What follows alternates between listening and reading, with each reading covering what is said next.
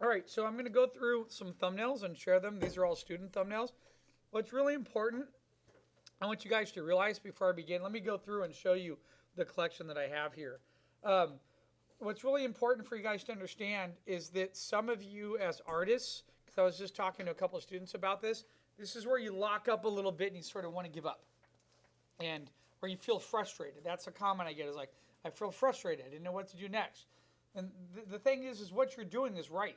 Every one of these drawings is in the correct steps and it's right. So let's talk about what is right, what we've covered up to this far. We have a horizon line, we have a vanishing point, I told you about how to draw like that light grid. So we have a sense of depth inside the piece. The other thing is that having some type of ceiling or something besides just a squared off room. A squared off room is plain simple and easy. So anytime that we can do this, anytime that we can come in here and we can arch something up like that, it's going to make our drawing a lot more interesting. So everything in these pieces is great. It's just that as a student, you feel like you hit a wall, and it's not that you did anything wrong. You just need to go in here and add to it a little bit more. In fact, one of my students was doing this earlier, Brianna was, which is she basically did this. She has this structure already.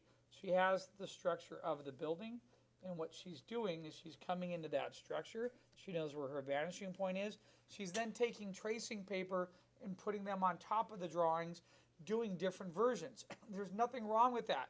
You can totally work like that because this is what's happening in that process. You have the structure that's down there. You're then drawing on top of every drawing and you're adding in new things, which means you're adding in boxes, your problem solving composition, you're thinking about visual groupings, you're thinking about overlap, you're thinking about visual reads, you're checking your perspective, you might angle something, and then you're also asking yourself, what else could I put in there that might be a little bit more interesting as well? And I talked a little bit about that today, about putting, in the foreground elements, putting girders in, putting pipes, maybe having some other beams, maybe having some stairs. There's some other things there to talk about that I'll go over with you as I'm drawing on top of these. So I don't want any of you to feel like what you're doing is wrong. Let me go through the rest of these drawings. A lot of what you're doing is totally right and there's nothing wrong with them. Okay, that's a great simple structure drawing. The structure's there, it works, it looks interesting. Now, I look at the back and I'm like, okay, it's squared off right here. It would be a little bit more appealing to be able to go into that drawing and to maybe think about what if we had a tray style ceiling. That would make that drawing a little bit more interesting. Or what if we came in here and just had a basic warehouse structure like that. So we could easily add some things in there and erase, and it'll make them a little bit better. And then all you have to really do, the structure is all here. It's now just filling up all the depth space from back there all the way to the front. Okay. Here's another drawing right there. It really nice. So look at how, when I first looked at that drawing, what really caught my eye was the angled structure back up in here and these nice sort of supports. There's some nice thought into that, and there's some good piping in there. We have a good solid foundation. All those elements come together and they give us a really nice drawing. The only thing with that drawing that I would add to next would be two things. And this is going to be common for a lot of you, which would be extending out the frame and then also adding in some other elements, maybe in the foreground, the midground, or the background, to establish those two things I talked about earlier when I drew that little demo up on the board. We talked about arrangement of shape. We talked about shape overlapping each other. We talked about, remember the switchback trails, right? So we talked about that switchback effect. We might have, if we widen the frame, I might add something on the left and the right there to add a little bit more to it. So those are little things that are going to increase the drawings. There's nothing wrong with these. It's just us adding to them. So that's another really nice drawing. Look at how nice the foundation is. The foundation is working really well. They're coming together very nicely. So when you look at that, all the perspective is there. All the structure is there. Excellent. That's not the issue. The issue is now coming in there and adding some things to make it feel used, or what I like to call putting a little bit of character to the drawing. But we do that by thinking up of different types of boxes and props and items that we can add in there. And it's something I didn't get a chance to talk to you guys about today, but I did talk to my other class about last night, is about flooring. I'm going to start drawing a little bit and talking about how to break up the floor. Because a lot of students in the night class were like, hey, I got I got the structures. Oops, hold on, I'm trying to draw on that and it didn't work. I got boxes here. I got a cool ceiling here. I got something working here. It's totally empty down there. And that's 100% right because we haven't had a chance to really talk about flooring and pathways. In fact, I was talking to a student last night and I made a comment. I said one of the things that I had to do when I was at Warner Brothers is when we were working on Batman, we had so many medical facilities and warehouses, and we always had like a tech facility, and then Joker has literally there's like a million, everyone has a freaking science lab. Anytime there's an action adventure show, it's like Joker has a science lab, then he has a chemical lab, then he has a weapons lab. So the one thing in all these labs are different types of floors. So you have walkways, you have taped off walkways, you have tile floors, you have open areas. We'll go over that in a minute. I'm going to show you how easy. What it's really about is dividing space up. And it's easier. I'm going to show you an example when you do it from a plane view. I'll go back into this and draw on top of this as well. Okay, let me show you a couple more that were in here. All right, another great sketch. It's simple, it's easy, the perspective is right. We can add a couple things to that and it would really make the piece come together. Okay, and then there's another one. So look at the structure. The structure is great in that, right? You see that sensibility of how we go up. And what I really like is just the simplicity of doing this. How it went up and then went over and down and went like that. That's great. That little angular line in there, those small little angles do a lot to accentuate part of that drawing and make it feel like it's working. Okay, and let me go back here. Turn that guy off. And then there's another one right there. So another great drawing. Look at the depth in there. So you can see the depth happening. Lots of nice boxes. You have a nice curved ceiling up on the top. And there's things at different levels. So I don't know if you guys remember, but I did mention that at the very beginning of the assignment. But it might have been overload. A really great way to have something that looks very interesting to the viewer is to start putting things at different levels. It's a wonderful trick we've used in animation and in other areas of drawing. It actually is an architecture trick. And architects do it all the time, where if you place things at slightly different levels, it makes it a little bit more interesting. So imagine if you had like somebody's backyard, and where the spa is, the spa will be on like the highest level. And then there'd be a step down from there, and then you'd be at like the pool level. Then as you walk from there, you take another step down as you get closer to the house. So having things arranged on different levels always works in architecture, because having everything on one flat base bottom ground plane will look a little bit boring. Okay. All right. So with that done, I have a good hour to sit here and draw on top of all these. So I'm just going to come over here and start working. So one of the comments that I made to you guys was that if your drawing is up here, come on, and we'll just scale it down. Now it'll do it. So I talked about drawing outside of your drawing and adding a wider frame. And the reason why we talk about that quite a bit, it isn't to make your life miserable. It's just that when you're first starting to draw using one-point perspective or figuring stuff out, you tend to draw it and you do what's comfortable to what you know. So meaning that the more that you draw and the more mileage you get later. So if we were to work on this for the whole entire semester, your one-point perspective drawings would be amazing by the end of the semester, because you have that much more time to draw and to get the mileage and build the confidence. So one of the things that we do that I talk about is coming over and just imagine if I were to take your frame and if I were to just sort of do this, if I expand outside of the frame. So if I do this and I widen just a little bit like that, a couple inches, it really allows me to bring so much more out of this piece. So I can start with what's in here, and I can just add to it a little bit. So I can imagine that I still have some boxes here. One of the things you're going to see me do is do this gesture line type of thing where I go like this, and then I fill it in. So, because I'm imagining that box coming towards me, and I can immediately see how I could have another stack of boxes like next to it. So I could come in here like this, and let me just sort of come back here real quick. I'm imagining something being up like that.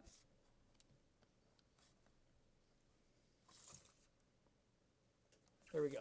So just putting some boxes like that allow me to bring what was already here and then just sort of end it. Oops. Got ruler slip there.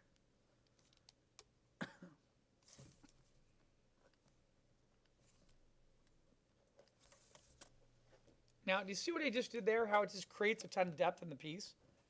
it's sort of like instantaneous. I didn't have to go in. I'm not having to redraw anything. I just went in really quick and I just added a couple little things there. That's it. I added a couple boxes. In fact, I could even come back into this and I might decide like, oh, you know what, Phil, we're going 2-box crazy. Let's take out the boxes. Every now and then you'll get a director like that where you're working on something and they're like, put a girder in there. Okay, so you want to always draw outside your frame so you can figure out how things land. So maybe this box is just a little bit wide here. Let's say it ends. I'm going to go in there and let's just draw the nice sort of girder. So that was one side to it. Maybe here's the thick side of the girder. What I'm going to do is put a little angle on this so I can see where that would transition up. And then I'm going to have just a nice little sort of support beam side like that going up. That's what we call a girder, a support beam. So that could be going up like that. That could be landing in. And so look, you can see where that frame is there, that line going. Now because of that, I might just draw my frame out a teeny bit more. Okay, and then I could still come in here to that girder beam and there's little things I could add or I could put in there, right? We talked about piping a little bit ago. I'll draw some pipes in just a minute. I do want to, I'm looking at this, I don't like the emptiness that's right in here. So all I'm going to do is I'm going to come over here. I'm just going to draw what would be another box. I'm going to erase that line there, erase part of this here, come back to my vanishing point, and then I'm going to draw just sort of another box that's here overlapping this shape, like so.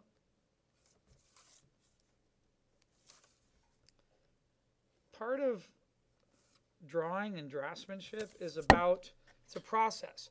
It's just like that video, which if you haven't seen, I'll play it from Sergio Pablos, which is, he's a character designer. He talks about character design. And one of the things he says about character design is part of character design is the process of elimination.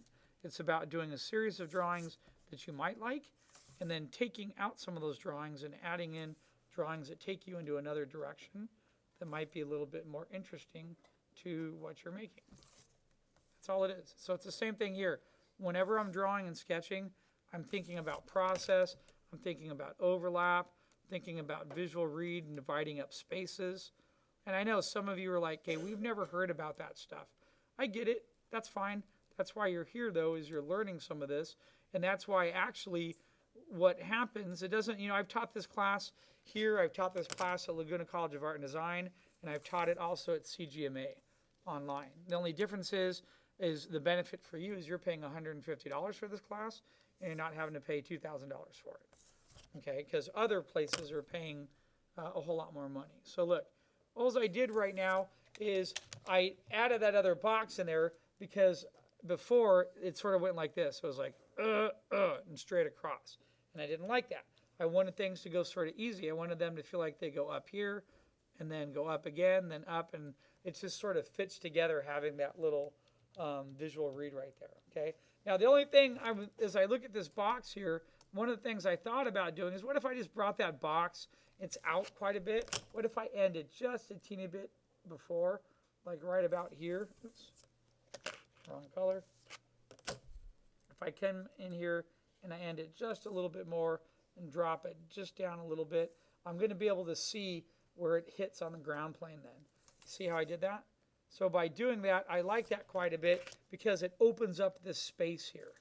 And all of that space that's right there and that's in here is really great because that's what creates a lot of depth. So basically, what I'm starting to have right now in this piece that works is I have a really nice foreground. And if I were to come over here and just draw a straight line, I just have a tremendous amount of depth that's moving me from the foreground all the way to part of that background. Okay, so that's quite wonderful. Now, one of the other things in this, let me turn off my drawing. Uh-oh.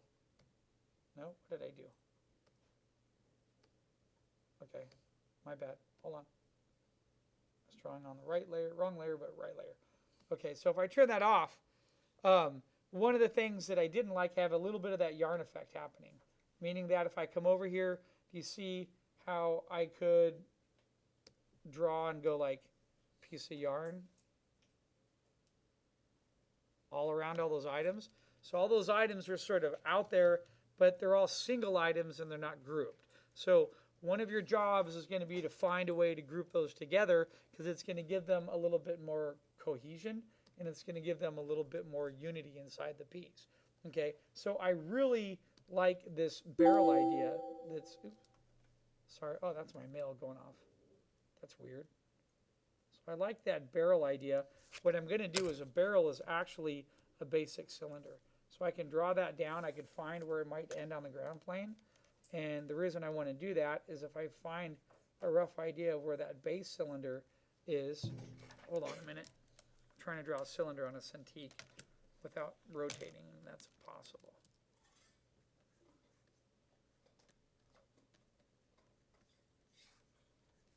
I'm going to have a bend in here like that in my barrel.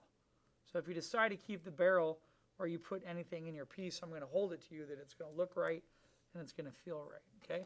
So I might do that. I might put that on the side.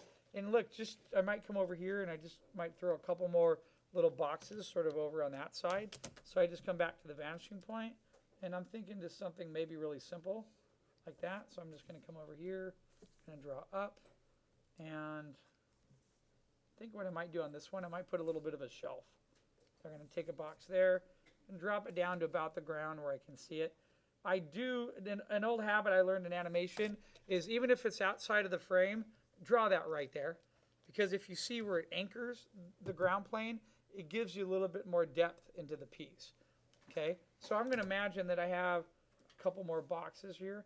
Now, one of the things I don't like to do is I don't like drawing boxes like that, where it's like one large shape and it's just one continuous line drawing over the box, because that feels boring. It doesn't feel like, when you stack real boxes, there are boxes that are larger and that are smaller, you know, to each other, and they feel a little bit more interesting that way. So to fix that, it's actually quite easy. I might just come over here and I'll put it as sort of a different size box right up here. Erase that sort of trace line in there. Okay, and then what I might do here is I'm going to cut this one in half. So I'm going to make it feel like that. Oops, the ruler slipped there. And make it feel like this is a separate box. It's connected here. And then I'm going to draw another box and put a little space in between, meaning I'm going to pull the side of the box out like that. Then I'm going to go up with the box. Then I'm going to receive that back to part of the vanishing point, like so. And by doing that, it's not going to feel like they're all the same size boxes. They all feel a little bit different now. You see that? So all I had to do is move one or two around. And let me erase a little bit of that frame there. A bit of that. Okay. So now I have some boxes in there. And something that I could do really quick as well to this that I mentioned was the shelf. So look, I could come in here and I could just pretend that I have like a really simple shelf that comes down like that. Now I like to put little detail on shelves. A lot of times shelves have like a little interior line in them that go like that, and they just sort of something that just gives them a little bit more information. And what I'm going to do is pretend my shelf goes straight across like this, and then when it hits about here, I'm going to put a nice sort of angular support in there. So what I'm going to do is I'm going to draw that up, and I'm going to imagine the support would go down to about there. That's going to go sideways. It's going to go down here. It's going to have, oops. I'm out of that cone of vision, so it's almost, and I'm just barely above the horizon line. It's almost a straight line right there. And then I'm going to come back, draw the rest of that shelf going back that way. Okay, so now that I have that in, why not just add, I could add a couple things on the shelf. You know, not everything, and there could be boxes. I could put some other elements. I could put a crate up there. In fact, one thing I like to do, a little golden secret with shelves, is if you draw a box on it like it's extending over it, it creates a little bit of tension. And it creates a little bit of visual weight. So this is how you do that. I might come in here and I'm going to just draw a line that goes this way. And when that overlaps, that's going to be one of my box shapes like this, see? And now my box is slightly overhanging the corner of that shelf. I'm going to draw across. And then this time, we'll even do something more than that, a little bit more daring. I'm going to pull the box over that way, like that, then draw the line back, and now bring it up like this. Okay, and do that. So do you see how I sort of did that? Now that box overhangs the shelf a little bit, goes up, and then I'm getting a lot of boxes in there, so to maybe do something different, what if I put a little bit of a tarp in there? Okay, now the thing about a tarp is a tarp could kill a piece. If we do too much, it could make it feel like there's going to be don't go tarp happy and make it look like it's some crazy Batman cave or something, right? With tarps everywhere. So if I want to have a tarp or cloth, all I got to do is just wrap it over part of the shape. So I might come in here and just pretend like I have like a large thick piece of fabric that comes over here. And then as it drops off that end, the tarp might go down to about this way. And whenever I do these little drops, that might hit like what I call a point of tension, where it's dropping over that. And then the tarp might come here, and then it might wrap over the edge, and it's going to drop down about here, and then it might hit that box, and I might curve a little bit that way. Okay, so then I might come back into this, and if I have my tarp hitting that point, if I have a point of tension on cloth, I might have the inside come like this, and then I might have a little bit of a round little thing there, and then I might have part of the tarp come up there like that, and then I'm just bringing the tarp back. So the tarp might come back down into here, it might drop down a little, it might curve this way, I might have the fabric sort of do this, wrap over it, that fabric might connect back in there. So what I do to make that see-through is if you take your ruler and you just sort of erase some of these little dots, it allows you to sort of see through what the tarp would be doing. And then I'm going to bring that tarp, back to pencil. That tarp might just come in here, so it might hang down here and overlap a little bit. So tarps are a great way, or cloth, to add a little bit extra to something. And what's something else? I have another student in my night class, Kurt. He had the greatest idea ever. He was thinking in his warehouse if a janitor was cleaning it. So he put a little janitor bucket on wheels with a little janitor mop stick. It was a great idea. So I could come over to part of this in my foreground, and I could do that exact same thing. I could come over, let's say right about here. I'm going to start to sketch a base square. I'm going to sketch that ellipse that might be in part of that. And then I'm just going to come upward like this. And I'm going to go across and sort of make the top of looking at my horizon lines up there quite a bit. So actually my ellipse is going to be a whole lot wider down there now that I figured that out. So I'm going to do ellipse somewhere in the neighborhood of about like that. I'm going to put a little bit of a lip on it. All right, and then what I'm going to do is put a little bit of thickness down here, and then I'll just come here and I'll put a little wheel right there with the side, and then there might be a little wheel right in there. And then I might come in and, hold on, I didn't really draw through to get that ellipse in there perfect. That's fine. And then maybe this has like a rag hanging off the side of it. Now I hit a little tangency right there. So what a tangency is, one thing is you guys want to avoid, it's having two lines that hit each other right there. Do you see that? This little area right there, that's a tangency now. Tangencies are bad because they create points of tension. So here's a rule for tangency. I'll hold up my hands and you can see this. Don't bring two lines together like that. That creates the tangency. Either you spread them out or you overlap them.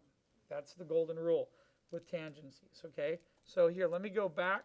So I'm going to take my eraser, erase that little line right there, and then come in here and I'll just, I'll just redraw it. Because that was a good example. If I get in there and I try to draw that cloth, I still land in the middle there, right? And I don't like that. So what I'm going to do is just maybe I'll come over here and I'll throw my cloth like coming over the edge type of thing, and maybe it's just sort of here hanging down. So now it overlaps it completely, and I have that. And then what I might do is I might come in here and I might put a stick that's going up, sort of like this. And that stick might be part of the mop handle that's inside that bucket, right?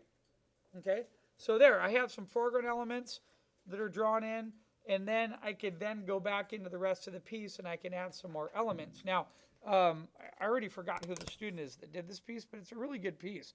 The structure's in there. I really like these nice little support beams going this way.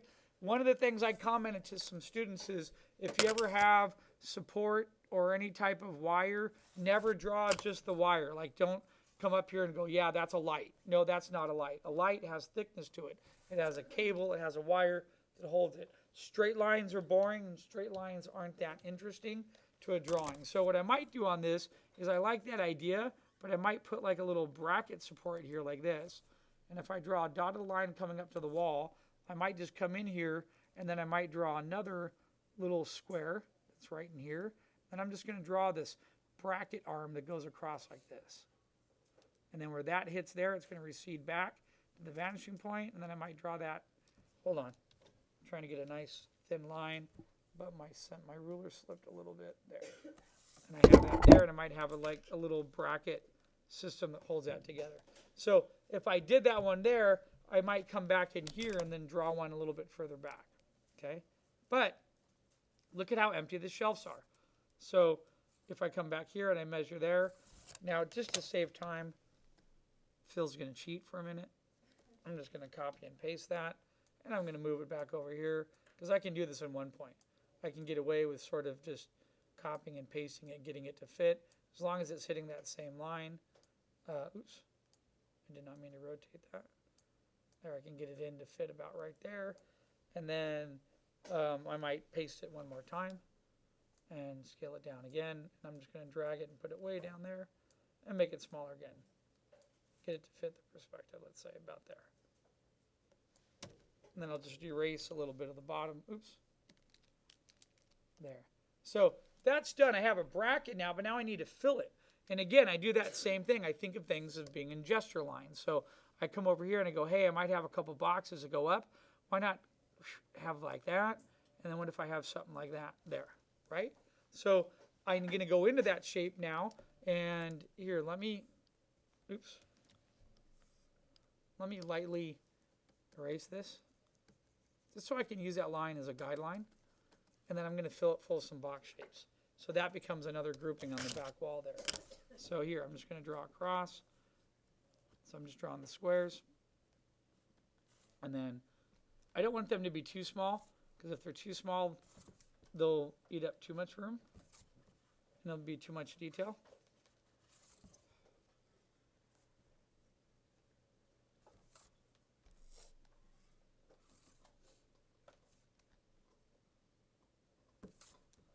Different sizes.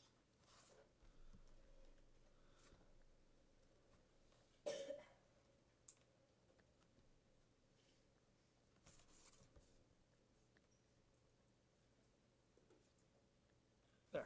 So I just threw some boxes up there. That's it. Okay, so now I'm looking at my groupings.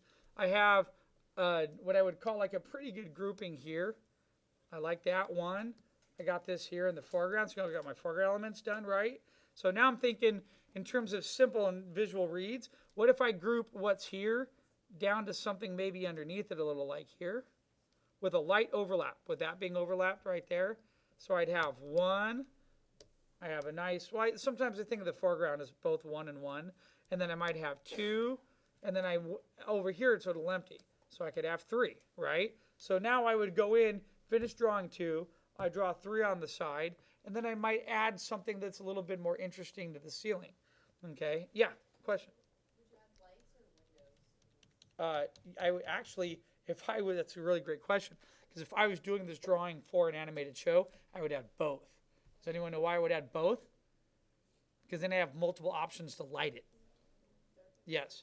Because then I could have window light coming in. So I could have like a nighttime scene where it could have like the moonlight coming in would be one way to light it. Another way to light it could be daylight with daylight coming in the side windows. And if I had lights on, someone could have turned it on and be looking in the warehouse like security guards. So now I can give my director 4 to 5 different options to light it. Actually, lighting is a really, really important topic later on, and something that when we get to environment design, that's something I will bring up and talk to you guys about. You have to always be considerate of having multiple lighting options. Okay. All right. So 2 things I want to do. One is that I still am a little iffy about that barrel. See how it's just sort of sitting in the middle and it's all by itself. So if I'm going to keep that barrel, I want to find a way to maybe bring it into the foreground a little bit. Or, I mean, not bring it in the foreground, but group it with something. So part of me just felt like doing this. Part of me felt like coming over here and let me go to blue again. And if I come back, just imagine if maybe I had a box that's like right here, sort of next to it. You know, maybe there's a box that's there. Okay. And then what if I had maybe a smaller box that looks like it's sort of down a little bit lower. So maybe the other box is about here and it goes back a little bit and it lands about here and goes down.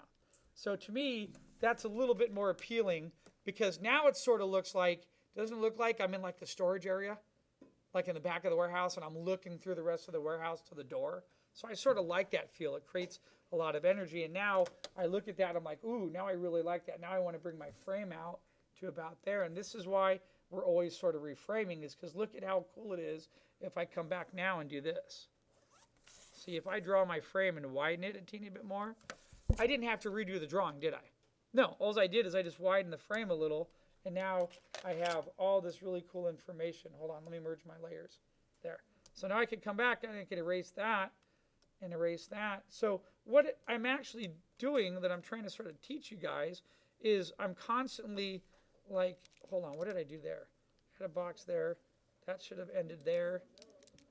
I don't know. Something weird, so I'll erase that. There. Okay. Now that box is a little bit off, but that's okay. We'll fix it. There. Okay. All right. So there, all I did is I just added to that drawing. And by adding and pulling out the frame, it totally changed part of the feel of the drawing. So one of the next things that I might do to this that I wanted to cover was having a walkway into something. And so you have to remember, warehouses and walkways, they're great.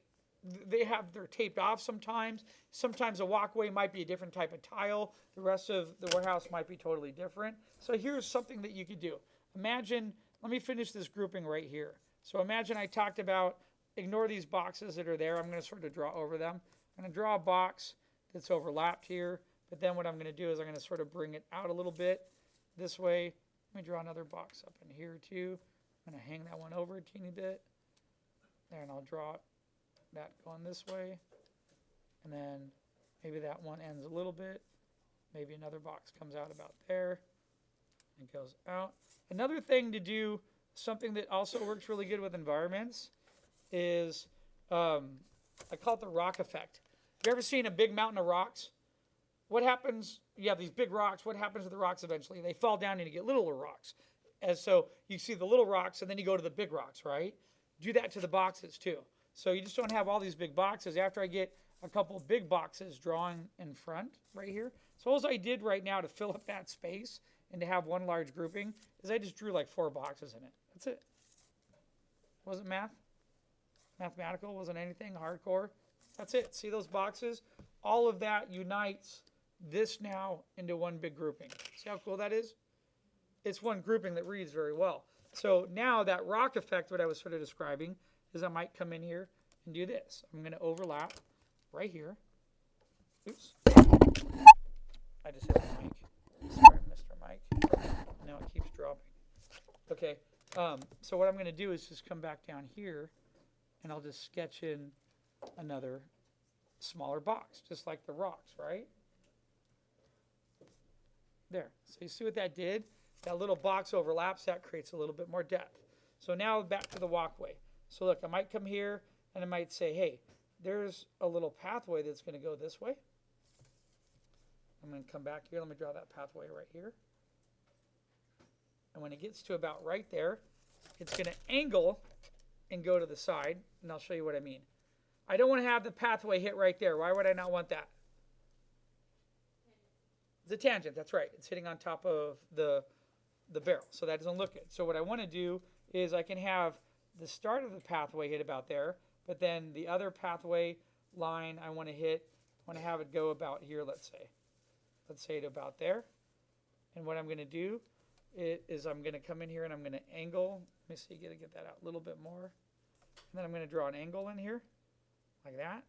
Have a light angle, then I'm just going to come over here and draw that parallel, going to about right there. So maybe my pathway sort of hits and then goes around, and now my pathway goes down to about this direction, let's say.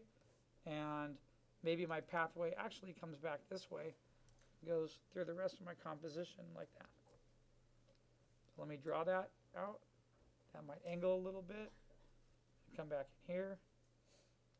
Might start to angle there. I'm going to cut that angle off there. Angle that one a little bit. And then say I have something about there. There. Pathways are great. You see what it just did? It just divided up my whole floor space. So here's something I need you to think about. Let's go back to plain view. if that's a plain view, that's the floor of your warehouse, right?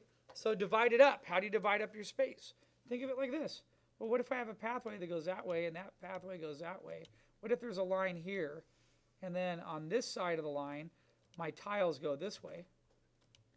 And then what if on this side of the line, the rest of my warehouse is a real simple squarish? You see how I just did that?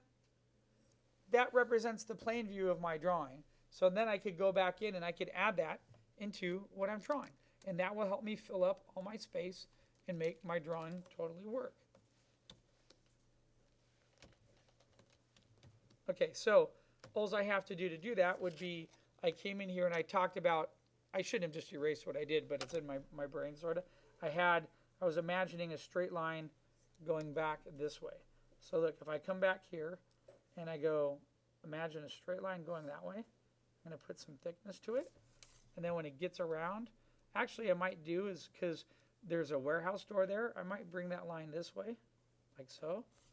And then I might come back and bring it from the door and bring it right past that other box. Okay? So then I'm going to put thickness lines inside my walkway, because usually walkways have a little bit of thickness to them. They're never one solid line. So if I come back in here and I do that, and I put that in there. Okay? And let me see what else I was going to do. I put that angle on there. All right, I want to finish my line, so let me finish this line. Sort of coming in there, going that way, going that way. So all I'm doing now is I'm just adding little refined details. So there I have one walkway going that way, and then what I'm going to do here is all my lines that go back in this area, they're just going to be straight lines like this. So in fact, I can just hold shift on my keyboard, and I'm just going to go across. And I'm not even going to do proportional division. I'm going to eyeball it and just make them bigger as they come back. See how I did that? So those will be my ground lines there. Then if I come over here and I put another line there going across, even though it hits the top of that box, that's okay. And then what I might do is I might come back here to some of these lines and imagine this being more of a tile floor. Now remember, I don't have to sit and do the whole tile thing. I showed you how to do it. I can just measure the difference of an inch out and put little marks there. So now that I have that, I come an inch out and I draw my next line. And then I come in here and I draw my next line. And there's another inch out. Let me see about there's another inch out. Okay, but now I'm hitting into the wall, so I can erase that. But my wall might actually come up here and end, because then it might go this way with the way that I drew my floor. Okay, so do you see what I'm doing here? Do you see how I'm dividing up the spaces? I'm plugging stuff in. And if I come back here, my favorite part is just coming back and doing that. Because there's nothing wrong with the drawing. The drawing's there, the structure's there, the perspective's right. It's just adding a couple things on top of it that sort of make it come alive and then make it start to work. Okay? All right, so let me go do another one real quick. Try to get as many as I can. So look at that. That's another great, beautiful drawing. There's lots of information. This one I'm going to do a little bit quicker because I'm trying to get all these done by like 11:10ish. So that gives me about another half an hour of drawing. So here, I'm going to just try to draw this a little bit faster. Just right off the top of my head, as soon as I looked at this piece. Hold on, let me get a layer above it. There, as soon as I come in, I just look at this and I'm like, here, horizon line's about there. What if I just did this? I just want to come in and go dook, dook, dook, dook, like that. Boom. And what am I going to do to those? I'm going to find where they hit the ground. So as soon as it hits the ground right there, I can just draw through it. I can draw from the side. So I figure out one box. So I just realized my angle was a little off. I'll fix that right there. Come back with my ruler. I'm going to draw that going this way. I might have another shape right there. Come back in here.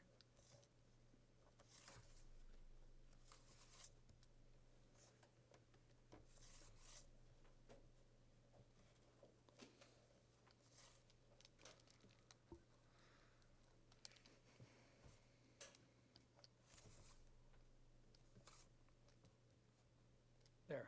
Boom. Now I have a stack of boxes sitting in the foreground.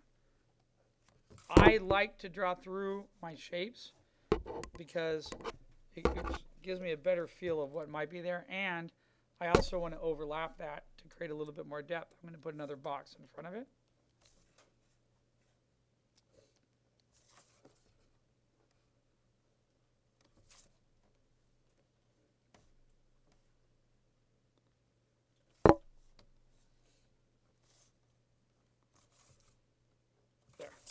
Okay, so there, that was pretty easy, right? I put a couple elements in there.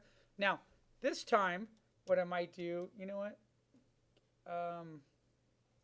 That's okay. I wanted to get it a little bit smaller, but I'm running out of paper. I think we're all right. I'll make it work.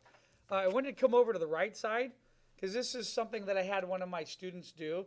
I haven't showed you how to do staircases in one point, but what if I want to put a little bit of an elevated platform over to the side here?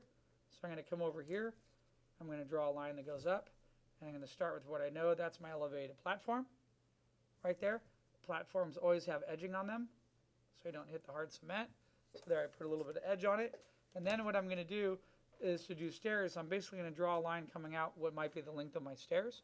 In fact, if I didn't want to do stairs, what could I also do? A ramp.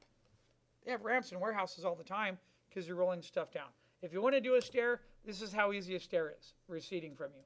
You draw a line going out to the vanishing point, you stop, you drop it 1/4 inch. And then when it drops there, it goes out another 1/4 inch, then it drops. And it goes out another 1/4 inch, then it drops. Boom, there's your stairs. Okay? Then the secret is after I've done that, I need to come over here and I need to draw the top of the stair that I'm going to see because it's underneath the horizon line. Okay? So I sketch that in, and now I'm going to come over here and I'm going to draw part of the top of my little platform. And then people have handrails all the time, so let's put a handrail in. I'm going to come over here, I'm going to draw a line going up. I'm going to come over here, I'm going to find that distance, a little bit of thickness there for a handrail. Okay, I'm going to drop my handrail going in the angle. So look, see that angle of the stairs right there? I'm just going to come back to that. I'm going to raise my ruler being parallel to that about 2 inches. I'm going to come in here and draw a parallel line like that. And boom, I just put in a handrail. Then I'm going to come in here and I'm going to put, maybe there's a little beam that holds that together there. And then I'll come up here and maybe I'll see if I can cheat and blend in the other beam about right there, let's say. So there's two little, so now that I did that, I realize I need to maybe bring this end a little closer so it matches. Because of, look, so watch me quickly proportional division that thing. Right there, draw a line through there. The other one would be about right there. You see that? Here, I'll draw it thicker. It would be about right there. Okay, but I'm not going to sit and mathematically figure it out. I just do it real quick. So I just eyeball it. And I look at it, and I know what proportional division is, so I get that in there. Then I'm going to come back here and go, okay, I'm going to eyeball it and go, maybe about there would be a good place to place the other one where it hits the ground. It's going to go into an ellipse. Then I'm going to come here and just sort of right through the middle. There, the next one would hit about there. Okay. Then I'm going to do it again, come back here, go through the middle, hit about there. Okay, there you go. There's my elevated archway now where somebody could walk down there. Okay, but what's happening right here right now? There's nothing, it's dead. So fill it full of some stuff. Just come in here and put a couple things in there. So I might drop down a little bit lower here. I might start there, and I'm going to come in here and put a box. Sort of going, uh-oh, sorry, my ruler shifted there. That was really crooked. There, I'm going to come in there, put a box in, bring that box to the ground. Erase this. Okay. For overlap, it'd be really cool to put a smaller box that overlap the railing above. So watch, I'm going to go up. I'm going to bring this out just a little bit like so. And then go up a little bit higher so I'm not hitting that tangency line. I'm going to hit right there. I'm going to go down. I'm going to bring that over and just go over just enough to block and overlap that one side. There we go. And now that that overlaps that, I'm just going to erase what's underneath there. And that's quite wonderful because that creates a tremendous amount of depth. So there's a couple ways we create depth.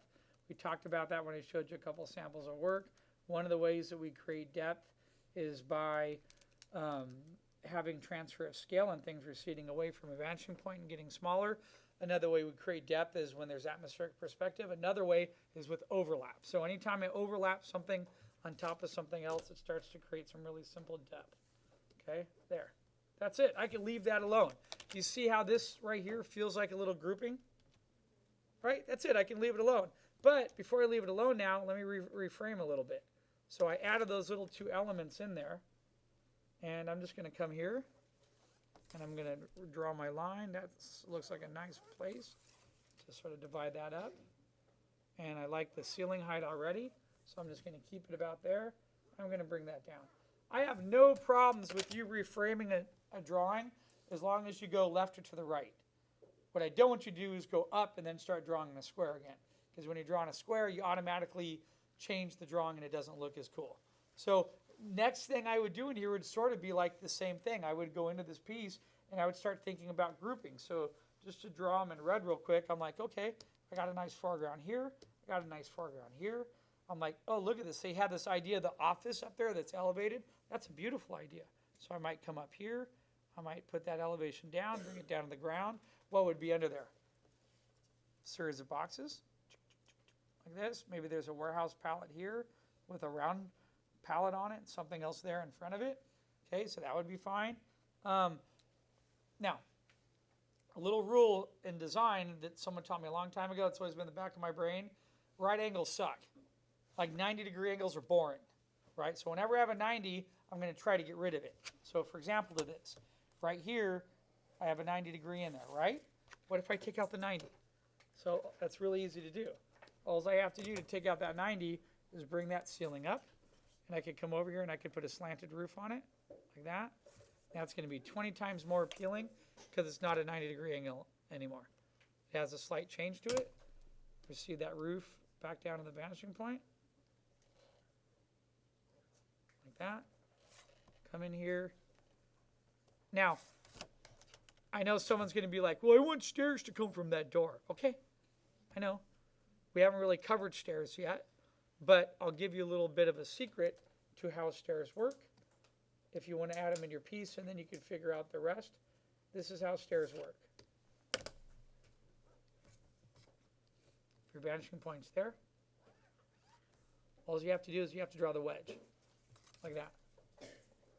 Stairs are based off of an angle like that, but if you give that thickness, okay, that's a wedge. You see that? So it's a simple wedge shape. So the hard part in there is finding out the stairs going up and down throughout it. If you can start with the wedge, you'll be okay. But if you really wanted to do the stairs, you just start with what you know, which is basically this. You would come out here, a line's going to go out, and then a line's going to go down. And then where it hits the base there, the line's going to go out again. What will happen is basically you will have another parallel line. It will be cast that will be like that. That parallel line will represent all the stairs endpoints going up and out. So as this now line drops to there, I come back here. I just need to figure out the first row pretty much. So I get that done. See how I'm doing this? And then I see it hits there every time. As soon as it hits there, I drop it back down. Come back here. Ooh, the stair lands right on the horizon line. Evil. Okay.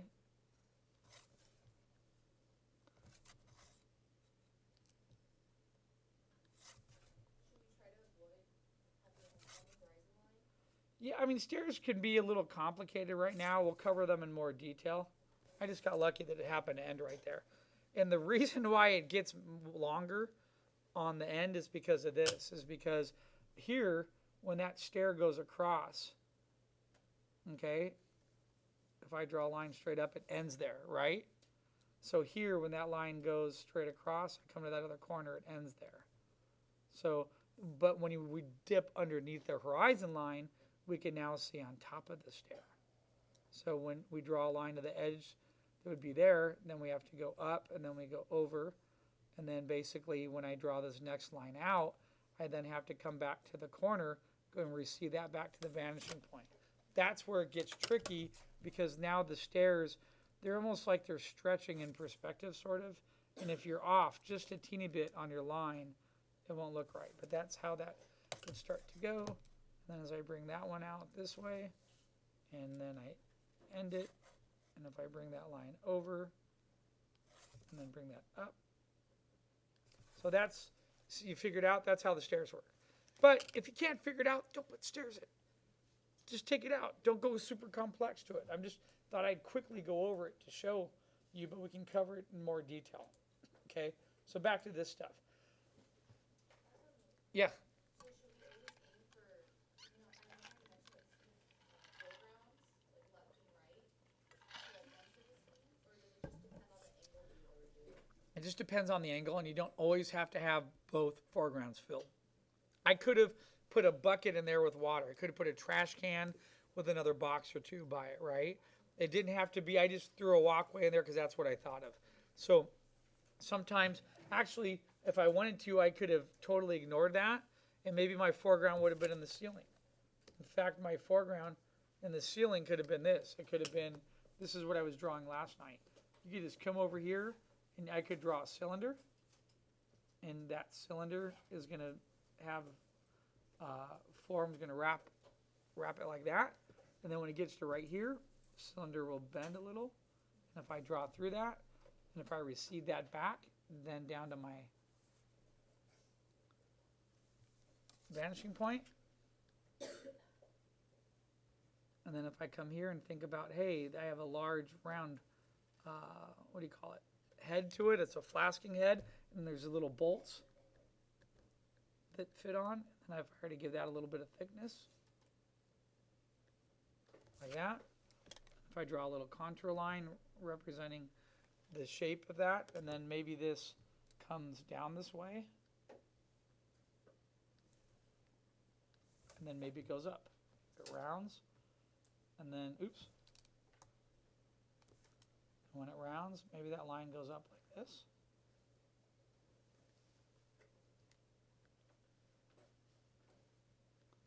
Like, see how I just sort of threw that pipe in there? Just throw a pipe in there. There are pipes all over the place. You know, part of having fun with your design is thinking about how things work and intersect with other items and going from there, you know. There, so maybe, you know, in fact, I know you're like, hey, well, it's only one pipe, it looks a little boring. Okay, put another pipe behind it. There's no, the only law is that the perspective makes sense and it should look correct. So look, I mean, that's easy. I could come back over here. Maybe I have a skinnier pipe, and that's going to drop down lower and come this way, and maybe then curve and go that way. And then when it hits there, it's going to come towards me in perspective. Ooh. Death defying. There. See, I just added another set of pipes in. Those pipes become a grouping. And it adds, see how much depth it adds to the piece? In fact, here, now that we did that, another element you can add is an air conditioning vent.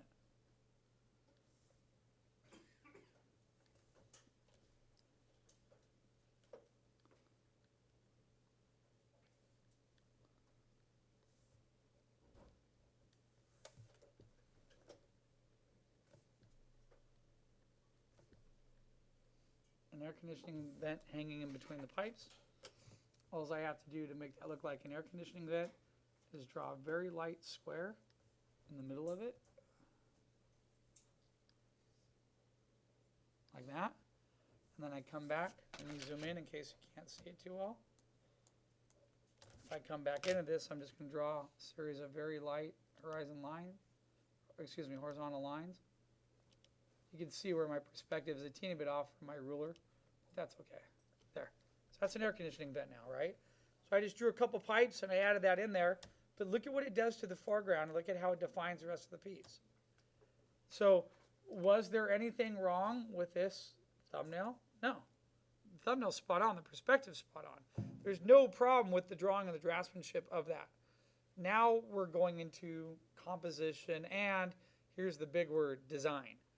We're trying to, and I know this is only perspective, but as you're drawing, if you start thinking about your shapes and your arrangements, you're designing now, And because you, as a designer, we're becoming a little bit more aware of understanding our visual reads and our shape language, and we're becoming a little bit more aware of our composition and what's being communicated to the viewer. Those are the things that start to separate out our pieces. Okay? All right. Okay, so I could keep going on that for another 15, 20 minutes and adding to it, and I'd be done, but I think you guys understand part of the point that I'm trying to get to here. So let me see if I can quickly draw over one or two, and I'm going to try to really speed this up and wrap this up in 10 minutes. So I think this is a great little piece. All I would add to this piece is this, is right now my problem with it is, hold on, I can't get a line. My problem with it is this, perfect symmetry down the middle, and then we have an angle that hits another angle. Sorry, I'm going to hit shift. Have an angle that hits that angle. So I have the ground plane that hits the side of those boxes and there's nothing else there.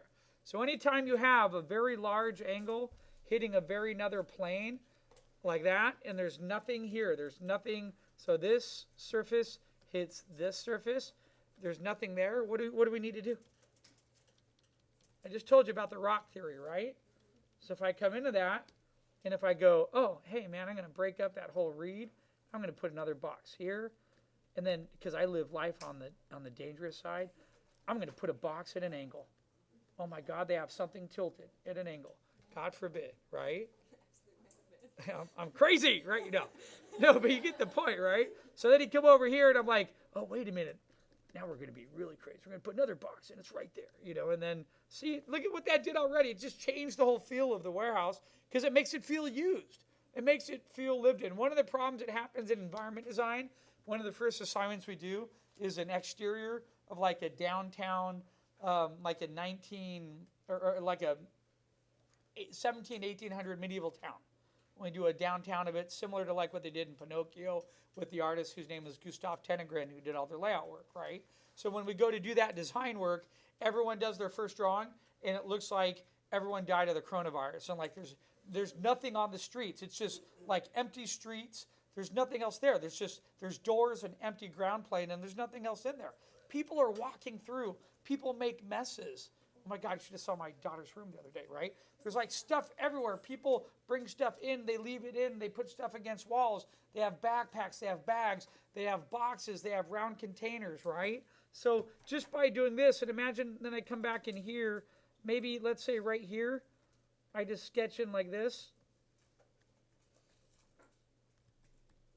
And I'm just putting like a forklift. Boom. So now I have a forklift holding a couple boxes. And it has those tall things. Here's the little door. You climb in there. There are the little wheels. Boom, I have a forklift in the back now overlapping that. So all I would do to really fix that piece is, number one, I would widen out my frame a little bit because now I have all this beautifulness to put something here. I have something to come in here. I could put pipes going here. They can go up. They can zigzag. They could go up this way, right? I could come back this way. I could have a walking path that goes this way. And then the walking path could turn this way and go this way. And then I could have like an official door here. I could come up here. I can put a big, fat, nice, beautiful window right in the back there. And then look at this. We know what works in this drawing.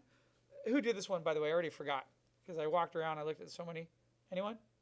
Bueller? Okay. All right, Ahmed. What really makes this drawing work, Ahmed, is you spent so much time in that beautiful structure up above. He really nailed all this down. All of that's just absolutely gorgeous. So all he's got to do, widen his frame a little bit, put a couple little things here. Maybe here he has a platform, right? Maybe there's a ramp that just comes this way. Maybe there's a little bit of walking thing. In fact, maybe there's a whole nother, we see like a side support, and we see up here, and there's an office hanging up here. And someone's looking out of that, someone could be like looking out of that office down below at other people, right? And then we could put a couple pipes in or two. You know, maybe there's something hanging off the edge. Like maybe there's something attached here and it's a little camera, on a little security camera pointing there, right? Start thinking about little things. Air conditioning vents, air, cabinetry, all that stuff goes into your piece. So once Ahmed goes in there and finishes some of that stuff, it's going to be a beautiful piece. He's already did it. I mean, that's gorgeous right there. All I'm doing is taking that and I'm adding a little bit more and putting a little bit more structure and trying to divide up some of the symmetry, and it'll be an outstanding piece. Okay? All right.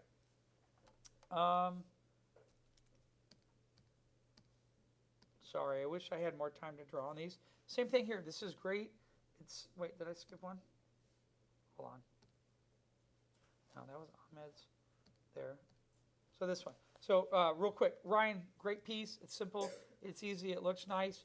All I would do on this, I think your ceiling looks great. I would just pull out your frame a little bit more like this. I'd go a little bit wider with it. I'd come in here and wait, I'm going to go lower. I'd go down about there.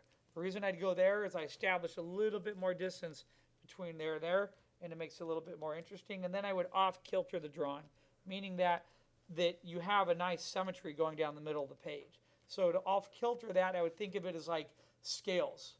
So I would come over here maybe and do something like this. I might come here and go, maybe there's a large support beam here, and there's an angle to it, and then there's a couple sets of boxes overlapping that, and then there's another set of boxes overlapping that. So I would have a heavy side being the right side, and then the left side would be much lighter. It would be maybe just one or two boxes. That's it. So that way I've now counter shifted the drawing by having a little bit more balance with one side being heavier than the other one. We didn't get a chance to really talk about lights. So what we'll do is as you guys start talking about your roughs next weekend and you bring your roughs in, we'll take a look at them. I'll take a picture of a couple and then I'll go in and talking about lights. But lights are really easy. What do lights exist in?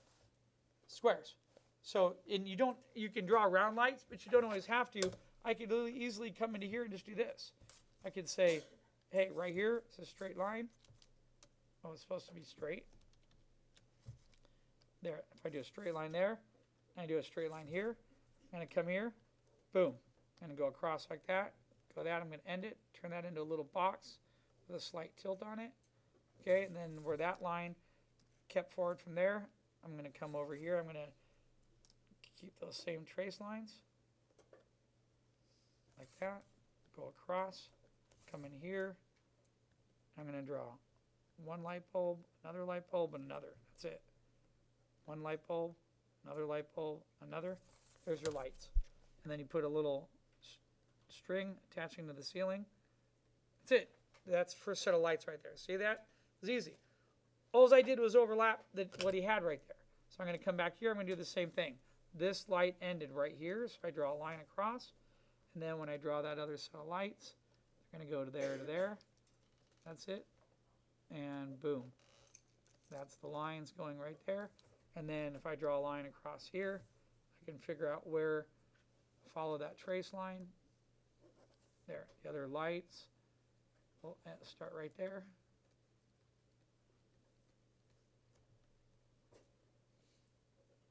There are your lights. Doesn't have to be more complex than that. And look at how cool it is having those girders. So one thing I did notice, Ryan, you got to watch though, is here your angle went off on that beam up there. Okay. Your space from here was pretty good. Your space from there was pretty good. It might have got a little distorted. You need to keep this, it should be somewhat parallel. So if that beam is going about there, you should be able to come back here and you should be able to mark, and that beam should be about parallel to it like that.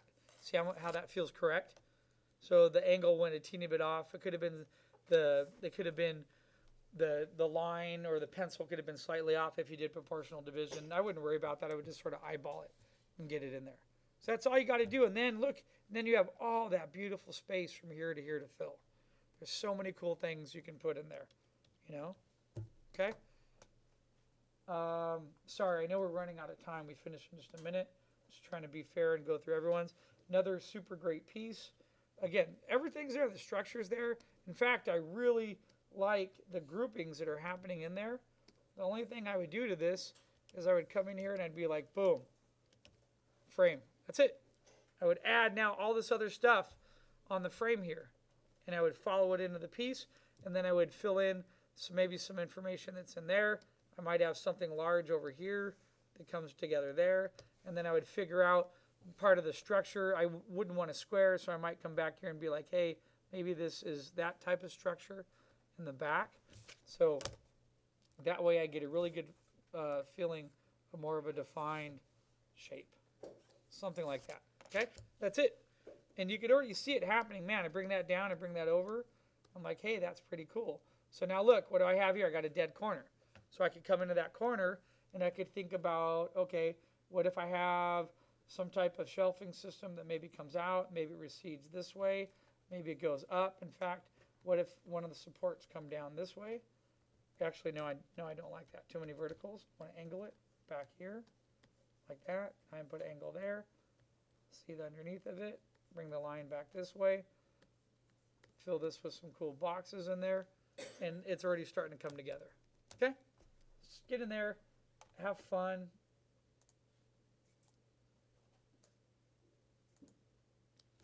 Same thing here. Structure is outstanding. Boxes look cool. It's again super duper easy. Well, I'm sorry, it's easy to me because I've done this a million times. So I just pull out your frame like this because now it gives me more detail. I have much more foreground, and then you just fill it. This is empty in here. Bring another set of those wonderful beams back in here. You know, I like the lights. You can keep those, and then just start putting some cool things in there. You know, so when I start running out of ideas, like if I keep doing boxes, I'll stop from boxes and think of something else I could put in the foreground. So I can put steps. I can put one of those mover things that moves a bunch of crates. I can put pallets. I could have a pile of wood. I could put, what are some other just ideas? I could have maybe there's some type of air conditioning vent part, an air conditioning vent that hangs out with a part. What about a little computer touchscreen that you could like put numbers on that will control part of the warehouse or the lighting, right? I could put a little, what about a little security guard desk? Maybe there's somebody sitting there and there's a chair, a little desk, there's a bunch of papers with a little map on it. I can put that on there.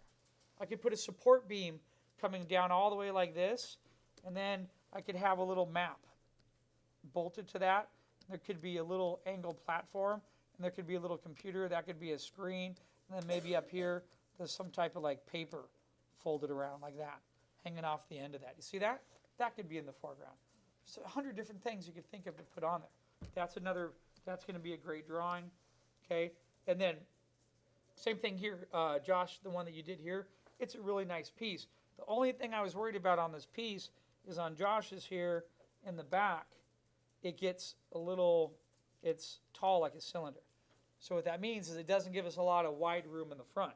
So something that he can do is leave every single thing on that drawing, and then once we hit this right here, okay, the drawing goes out to there, does this, and if we come back to that vanishing point, the wall then does that. Does that make sense, Josh? So if I do that, and if I come back over here and I reframe on that piece, look at what just happened. Boom. I just now added all that. I have all this area to fill, and I have all this foreground. I have more midground. He can finish up the background. That's it. So that's probably what I would do on this. I would come back here. I might end that wall here. In fact, maybe this is a little different. Maybe this wall, it could be different. Maybe it comes forward a little bit more this way, then ends, then maybe it angles, then maybe it angles back again this way. Oops, back this way. All buildings are different. You can have different structures and different walls and pathways, and then I would fill that up. And just adding anything I add to this drawing here and here, there, maybe pipes or whatever here, is going to support all that beautifulness that you already drew that's right in the middle. Okay?